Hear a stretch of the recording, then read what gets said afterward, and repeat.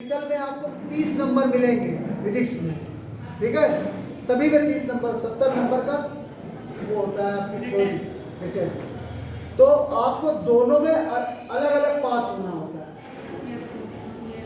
Theory में अगर आप 70 में 23 नंबर नहीं लाएंगे तो आप फेल माने जाएंगे, भले ही प्रैक्टिकल में आप 30 में 30 ले आए, उसका कोई रोल नहीं रहेगा। थ्योरी में भी पास होना है और प्रैक्टिकल में पास होना है। बच्चे उसमें रहते हैं कि नहीं, थ्योरी में तो हम कर लेंगे देखिए। और पेपर मान लीजिए टफ आ गया, देखिए समझ हमारे पेपर कभी कभी कठिन भी आ गया, जैसे पिछले साल ही आ गया, हाँ बहुत कठिन पेपर आ गया था, बच्चे परेशान हो। लेकिन उन सब समस्याओं से बचने के लिए शॉर्टकट हमने आपको बताया, आपको अगर अच्छा लगे तो फॉलो करिए। देखिए 1 नंबर का क्वेश्चन कभी कठिन नहीं हो सकता। जो 1 नंबर का क्वेश्चन होगा या ऑब्जेक्टिव क्वेश्चन होगा वो कठिन नहीं होगा। कठिन होगा तो उसमें आपको बहुत दिमाग लगाना है। बस वो क्या उसमें कमी होती है कि आपको पता नहीं, आपको उसके बारे में पता नहीं, यही तो होता है। जैसे मान लीजिए कोई क्वेश्चन आया 1 नंबर का या ऑब्जेक्टिव है, उन्होंने कहा what is the speed of light, या लाइट जब एक मीडियम से दूसरे मीडियम में जाती है तो कितनी स्पीड बढ़ती है घटती है, क्या ये क्वेश्चन है, 1 नंबर लगना है। इतना पूछा कि स्पीड ऑफ लाइट जब एक मीडियम से दूसरे मीडियम में जाती है तो कम होती है कि ज़्यादा होती है, या इसकी फ्रिक्वेंसी बढ़ती है कि घटती है, या कुछ नहीं होता, ये ठीक है ना, ये क्वेश्चन है। अब उसमें आपको अगर पता नहीं है तो आप कोई भी आंसर लिखोगे, है ना, बोलो कि आप कैसे कर पाओगे उसको। जब आपको पता ही नहीं तो आप कुछ ना कुछ गलत सलत भी आंसर लिख सकते हो, सही भी लिख सकते हो। तो इसलिए उसके लिए हमको पढ़ना जरूरी है। अक्सर बच्चे ऑब्जेक्टिव क्वेश्चन और वेरी शॉर्ट क्वेश्चन अवॉइड करते हैं। क्या फिजिक्स की थ्योरी पढ़ ली, बड़े बड़े डेरिवेशन तैयार कर लिए, न्यूमेरिकल तैयार कर लिया है, और थ्योरी तैयार कर ली, मान ली थ्योरी वाला वो आ गया पार्ट तो कर लिया, नहीं आया तो समझ गए। तो हमको श्योर शॉर्ट पास होने के लिए बोर्ड में 6 नंबर यानी 1 नंबर के क्वेश्चन ऑब्जेक्टिव मिलते हैं। कैसे मिलते हैं? ऑब्जेक्टिव, जिसमें हमको टिक करना है, ठीक है। और 6 नंबर के वेरी शॉर्ट कैसे मिलते हैं? वेरी शॉर्ट, इसमें कोई दिमाग नहीं लगता है, छोटे छोटे सरल सवाल होते हैं, छोटे छोटे फॉर्मूले लगते हैं, छोटा मोटा न्यूमेरिकल होता है। तो ये कितने हो गए टोटल? 12 मार्क्स। कितने हुए? 12 मार्क्स। और 2 नंबर के क्वेश्चन मिलते हैं 4, तो ये हो जाएंगे टोटल, आप जोड़ लीजिए 6, 6 और 8, तो ये 20 मार्क्स हो गए। ये कितने हो गए? 20 मार्क्स, जो हमको लाने ही लाने हैं। इसमें कोई ज्यादा कठिनाई भी नहीं, जिनको हम अक्सर अवॉइड करते हैं।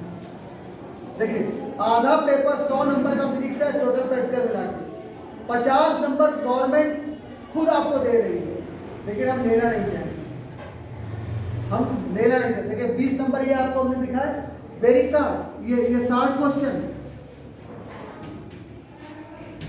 ये हो, ठीक है, 2 नंबर, इसमें कोई कठिन नहीं होता।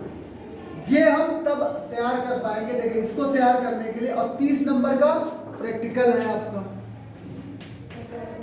50 नंबर हो गए आपके, 100 में 50, यहां से 30 नंबर प्रैक्टिकल के लाना आसान है। देखिए हम आपको प्रैक्टिकल करा रहे हैं, आपकी कॉपी में लिखा रहे हैं, आपको जो नहीं आ रहा आप पूछ रहे हैं, आप समझा रहे हैं, आप लिख रहे हैं, सब हो रहा, ठीक। आपको वही प्रैक्टिकल जो आपकी पसंद का हमने वो भी आपको दे दिया, वही आपने उनकी कॉपी में भी लिख दिया, ठीक है, कोई दिक्कत नहीं। लेकिन जब आप उनके सामने खड़े होंगे जाके, ये प्रैक्टिकल हमने किया है, हमको ये आता है, तो उसके बारे में वो क्वेश्चन पूछेंगे कि नहीं पूछेंगे? उनका हक है पूछने का कि इसमें कौन सा फार्मूला लगा है, या इसमें आपको ये चीज आती है कि नहीं आती है, या वाइवा जिसको हम लोग कहते हैं, वाइवा 5 नंबर का काउंट होता है, लेकिन वो पूरे काम को यानी प्रैक्टिकल को ही डिसाइड कर देता है। वो क्यों लिखते हैं? वाइवा में लिखते हैं alpha, alpha plus, alpha double plus, इसका मतलब क्या है? उनको तो कॉपी आपकी जांचनी है अकॉर्डिंग टू दिस अल्फा, मतलब उनको 20-22 नंबर दे दिए, 15 तो स्कूल से मिल जाते हैं, आपको 5-7 नंबर और दे देंगे 20-22, क्योंकि आपको कुछ नहीं आता, उनको समझ में आ गया कि आपको कुछ नहीं आता। अल्फा प्लस थोड़ा बहुत जानते हैं, alpha double plus very good student. अब उन्होंने ऐसा निशान लगाया, कुछ भी वो बनाए, 1 नंबर 2 नंबर 3 नंबर लिखे, वो कुछ भी लिख सकते हैं, वो अपने जान पर। तो मेन फोकस क्या, अगर हमको इस पर पहुंचना है और ये लाना है तो हमको वाइवा अच्छा देना पड़ेगा। वाइवा के लिए हमें क्वेश्चन तैयार करने पड़ते हैं, जो प्रैक्टिकल कर रहे हैं उसका वाइवा, जैसे आप मीटर ब्रिज कर रहे हैं, मीटर ब्रिज कर रहे हैं, आपने पढ़ा मीटर ब्रिज, तो मीटर ब्रिज किस प्रिंसिपल पे बेस्ड है? तो आपने कहा व्हीट स्टोन ब्रिज क्या है, उसको समझाइए, उसकी डिफिनेशन बताइए, पूछ लिया है, उसमें ही तमाम सारे क्वेश्चन है, क्वेश्चन पूछ लिए। अगर वो हमने तैयार कर लिया, इस तरह से प्रैक्टिकल जो हम कर रहे हैं उनके वाइवा तैयार कर रहे हैं, तो वो हमको यहाँ 30 नंबर में तो हेल्प कर ही रहा, प्लस यहाँ भी ये भी हेल्प कर रहा है। अगर आपके 20 नंबर इस तरह से पक्के हो जाते हैं तो अब आपको पास होने की अटक नहीं है। बाकी जो आपका 30 नंबर रह गया, 50 नंबर में कोई बच्चा ऐसा नहीं है कि 15-20 नंबर नहीं ला पाएगा, इतना थ्योरी लिखोगे, इतना करोगे, 15-20 नंबर आराम से आएगा। और अगर थोड़ा और पढ़ लोगे तो 25 तक ले आए तो आप मोर देन 75 हो जाते, बच्चे 80-85 तक नंबर लाते, 90 तक ले आते फिजिक्स में। तैयारी अच्छी है, लिख लिख के देखते हैं भाई, जितना आप याद करो उसको जरूर लिख के देखो, याद कर लेने से नहीं, याद कर लिया हो गया ऐसा नहीं, याद करो, उसको लिख के देखो और फिर खुद चेक करो कि देखो हमने इसकी क्या कमी, ये चीज़ हमने शायद छूट गई है हमारी, ये चीज़ हमने बताई नहीं, हमको इसको ऐसे लिखना है। जब तुम बार बार ये काम करोगे तो वो क्वेश्चन तो तुम्हारा आंख बंद करके तैयार हो जाएगा, तुम भूलोगे नहीं, चाहे जब एग्जाम हो चाहे जैसा एग्जाम हो। और बच्चे याद कर लेते हैं, लिख के कभी नहीं देखते, सीधे डायरेक्ट बोर्ड में लिखते हैं, और फिर वहाँ उनका कुछ ना कुछ छूट जाता है, उनकी मेहनत, याद करने की भी मेहनत वो भी गई बेकार, और वहाँ छूट गया डायग्राम। अब जैसे हड़बड़ीबाजी में पूरा डेरिवेशन उनको रटा है, उन्होंने खट से नहीं डायग्राम बनाएंगे और लिख रहा है ए से बी जाएगी, बी से सी जाएगी, और सी वहाँ कहीं डायग्राम है, तो टीचर कहाँ चेक करेंगे? अब तुमको तो रटा है तो तुमने तो लिख डाला ए से बी, बी से सी, सी से बी, और वहाँ कहाँ देखे वो, ए ना ए लिखा है, ना बी लिखा है, ना सी लिखा है, तो नंबर तो खुद ही कटवा चले आया। मेहनत भी की, याद भी की, सब चीज समझना, डायग्राम बनाना, ये सब आपको करना पड़ेगा। अच्छे नंबर लाने हैं तो, नहीं तो आप परेशान हो जाओगे। और एग्जाम पूरा उसी तरह होगा जैसे होता रहा। कोरोना के चक्कर में कोई मुरम्मत कहीं हो रही हो तो बता दो, कहीं कुछ बक्सा जा रहा हो किसी को, कोई आईटी के एग्जाम में सरल पेपर आ गया हो, या नीट के में सरल आ रहा हो, कुछ नहीं होना, जो होना है वो समझ गए। तो वाइवा पे विशेष ध्यान देना है, इसके लिए किताब भी आती है प्रैक्टिकल की, आप चाहे तो किताब भी खरीद लें, नहीं जैसा आपका मन, कोई जबरदस्ती नहीं है, आपकी इच्छा हो खरीदिए, इच्छा हो ना। तो वाइवा में जैसे एक प्रैक्टिकल करोगे उसके 25-30 क्वेश्चन दिए होंगे, तो 30 क्वेश्चन अगर मान लीजिए आपने 10 प्रैक्टिकल करे तो 30 क्वेश्चन भी अगर आपने तैयार किए तो आपके कितने क्वेश्चन तैयार होंगे? 300 में, तो 300 में क्या ये ऑब्जेक्टिव नहीं आ पाएंगे, ऑब्जेक्टिव वेरी शॉर्ट ये नहीं आ पाएंगे। वो आपको बड़े क्वेश्चन में भी हेल्प करेगा, जो बड़े क्वेश्चन लगा उसमें भी हेल्प करेगा, डिफिनेशन पता है, यूनिट पता है, सब कुछ पता है। अब छोटी छोटी बातें जैसे स्पेसिफिक रेजिस्टेंस का यूनिट बताओ, अब ये निकाला है तुमने, तुम्ही ने प्रैक्टिकल किया, तुमको यूनिट नहीं पता, तो ऐसे खड़े होने से काम नहीं चलेगा। आपको मेहनत करनी है, याद करना है, तभी आप करते हैं, समझ में आएगा।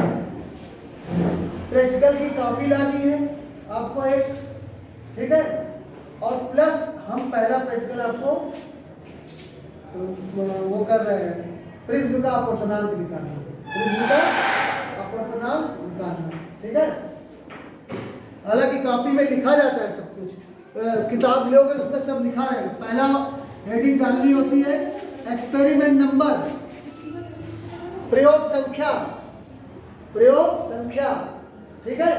कौन सी है, कौन सा प्रैक्टिकल, पहला है, दूसरा है, तीसरा, क्योंकि जैसी कॉपी आप तैयार करोगे वो कॉपी हम आपको दे देंगे, आप अपनी वही कॉपी से प्रैक्टिकल की कॉपी लिखो। प्रैक्टिकल के लिए कॉपी जैसे बोर्ड की कॉपी में लिखते हो, ऐसे प्रैक्टिकल की कॉपी में मिलती है, उसमें आपको लिख के उनको देनी होगी, उसको वो चेक करते हैं, ठीक है। बात समझ आई। तो पहला आपको लिखना होगा उद्देश्य,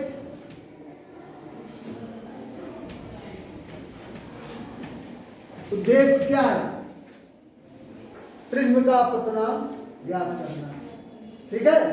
उपकरण, कौन कौन से उपकरण आप यूज करेंगे वो लिखना है। प्रिज्म, प्रिज्म लगता है, प्रिज्म यहां से मिलेगा, पिन उसमें लगती है, तो 4-5 पिन अच्छी देख करके, चाहे अपने घर से ले आना, चाहे बाजार में मिलती है, एक पत्ता मिलता है 5 रुपए का, 10 बोल पेपर पिन, पेपर पिन जो पतली वाली नहीं आती, वो पिन लानी, 4-5 पिन लेना, ठीक है। पिन लगेगी। एक बड़ी सी सीट, सीट का मतलब अब कोई बोर्ड वाली भाग से कागज की plain sheet, white colour, 8 sheet नहीं लाना, पतली कागज जैसे A4 सीट होती है वो ले आओ, तो वो थोड़ी छोटी होती है। अगर आप न्यूज पेपर ले लोगे बाजार से, सादा न्यूज पेपर जो एप्लीकेशन देने के लिए नहीं, जो बाजार में बिकता है बड़ा सा, वो ले लो, उसमें सब बन जाते हैं, एक सारे बन जाते हैं, ठीक है। वो ले आओ, समझ, लाइन वाला कागज नहीं चलेगा, इसमें लाइन बनी वो नहीं, प्लेन चलेगा, कोई कागज आप ले आओ, ठीक है। इस तरह का कागज आपने लिया, ले आए, वो कागज आपको लाना है, वो आपका अपना होगा, ठीक है। उपकरण बता दिया, पिन बता दिया। अब इसमें थ्योरी नहीं लिखी जाती, इसमें प्रिंसिपल लिखा जाता है। प्रिंसिपल माने सिद्धांत, ठीक है, समझ गए, वो लिखना है। तो उसके लिए क्या है, कौन सा फार्मूला यूज कर रहे हो, कोई परिभाषा की जरूरत है तो परिभाषा लिख दिया, उनके बारे में समझा दिया। इसकी हेल्प से हम, जैसे हम यहाँ पर n equal to sine a plus upon 2 upon sine a/2, ये फार्मूला इस्तेमाल करेंगे। ये यहाँ पर n अपवर्तनांक है, a प्रिज्म कोण है, ये क्या है मिनिमम विचलन, ये सब आपने समझा दिया। और ये फार्मूला इस पे भेज दें, नल आप नल लाइन से जो है उस पे भेज दें, उसी से निकाला है। ये थोड़ी बहुत डिफिनेशन साथ में लिख दिया, ताकि आपको कोई पूछे तो किस बता दो कि इस फार्मूले मामला है, ये चीज बहुत बड़ी थ्योरी नहीं लिखी जाती। अगर आपको कोई लगता है कि ये भी बताना जरूरी है इसके साथ, तो वो भी लिख सकते हैं, क्योंकि बहुत कॉपी आप ज्यादा मत लिखिए बस, ठीक है। इसके बाद कैलकुलेशन, ये टेबलें बननी है, ये टेबलें बनेगी, है ना। वो टेबल में अब ये प्रैक्टिकल पहले कैसे करेंगे फिर हम आपको बताते हैं। देखो, सबसे पहले कागज जो लिया उसको यहाँ पर वही बोर्ड, उसी को बोर्ड मानते हैं, जिन मेज को, जैसे बोर्ड अलग से आता है, उसी मेज पे 4 पिन से 4 पिन लिया, इस कागज को इसमें दबा दिया। क्या किया, दबा दिया पिन से, ताकि कागज इधर उधर न जाए, ठीक है। इसके बाद इसमें एक लाइन ड्रा कर दिया इससे बड़ी सी, और प्रिज्म को लिया, ऐसे करके हमने यहाँ पर रख दिया ऐसे। और प्रिज्म को रखने के बाद इसके चारों तरफ पेंसिल से आउटलाइन खींच दी ऐसे करके, ठीक है। एक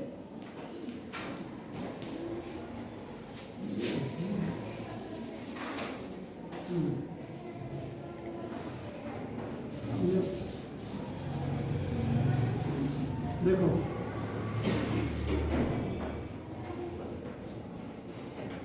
ये ऐसे ऐसे रखिए, इसका ये नॉर्मल, इसका क्या है, ये नॉर्मल, और ये एक दो पिनों को ऐसे लगा दिया, एक पिन यहाँ पर और एक पिन यहाँ, और इनके बीच में 30 डिग्री का एंगल बनाया। आपको ज्योमेट्री बॉक्स भी लाना पड़ेगा, उसमें कम से कम वो क्या बोलते हैं, चांदा प्रोटेक्टर, वो लाना पड़ेगा। तो उससे आप पेंसिल से इसमें 30 डिग्री का एंगल बना दीजिए।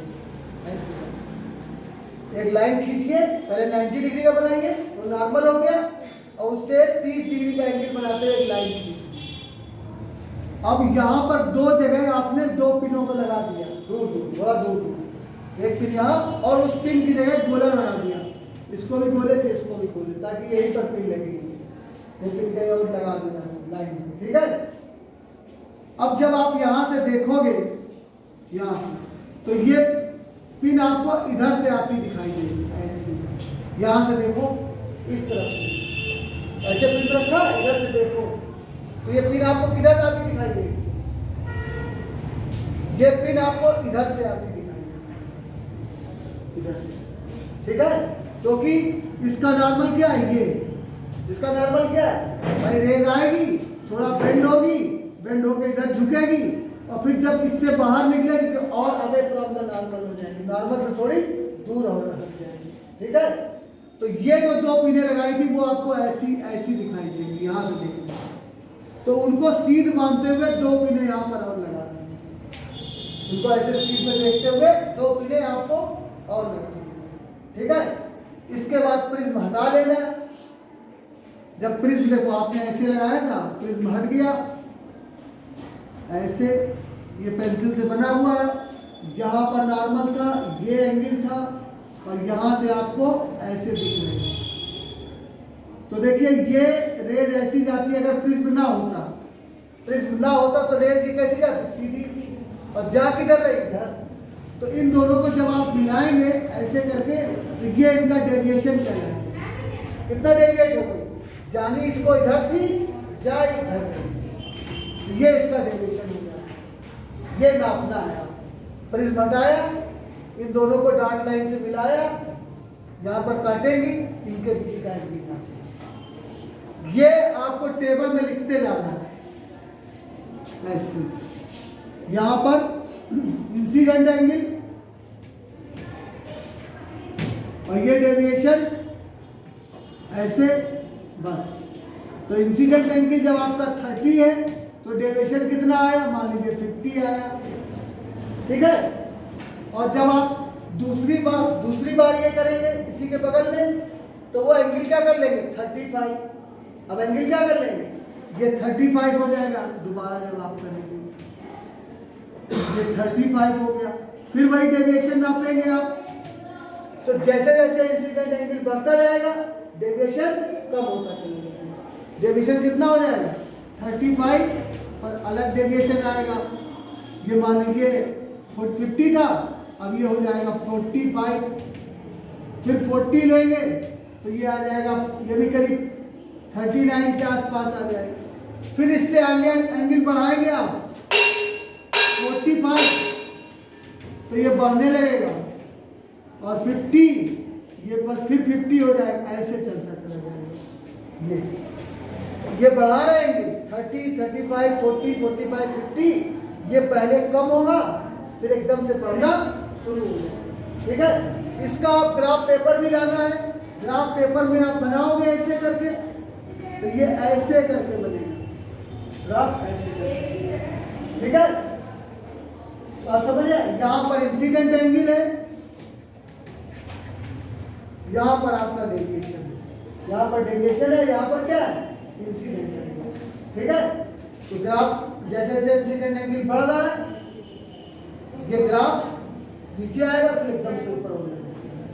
अब देखिए आप किसी भी इंसिडेंट एंगल को निकालो, मान लीजिए इस पे निकालो, तो दो एंगल आपको मिलना है, एक एंगल ये और एक एंगल ये।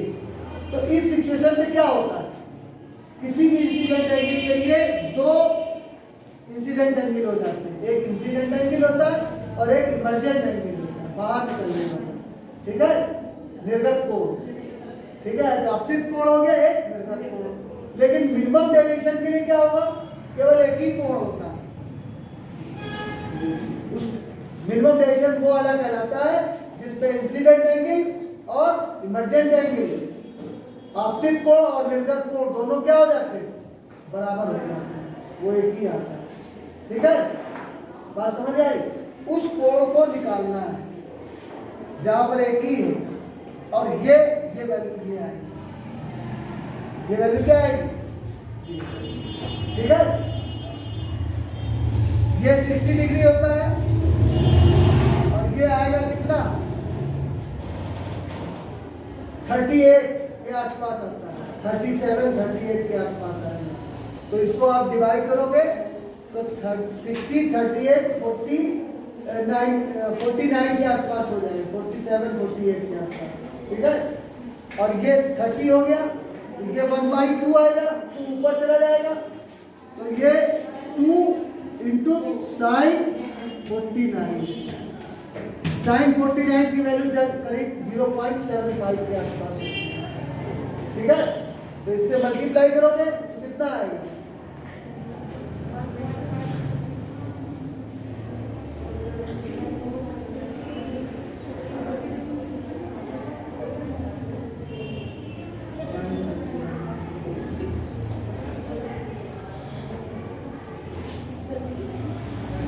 अब जो भी वैल्यू है 3/2 आ 1.5 आ जाता है।